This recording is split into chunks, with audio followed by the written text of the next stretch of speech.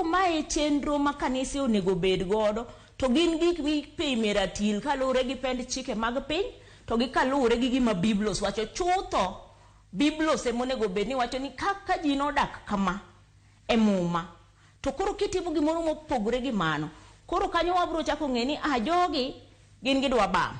Ka gidwa ni ok kwergi, kata ka gitimo gimoro marach ni to ok kwergi, to wapenjore ni tang'o momiyo ok gidwa mondo kwergi. To kiyudo ka nitiere timbe moko ma kendo gidwa timo mayombe mopogore gi kaka oganda odak, nikech kata joluo kitgi gi timbe gi donge nitiere timbe mamoko mane ji oritorego gi chike moko mane ji oritorego miwacho ni ng'ato kotimo ni kama to koro kae ok ikal tong'.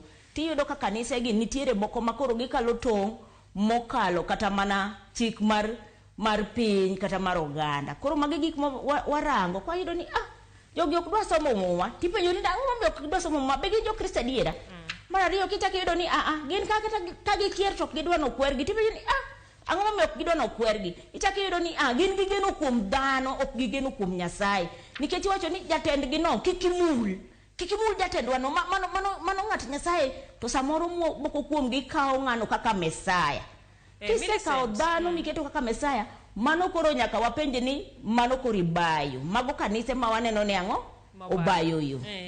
To mabende ng'ato bo penjore, aneno ka sawa bende dhi, adwa ni wedwok penjo moko ariyo ka watieko.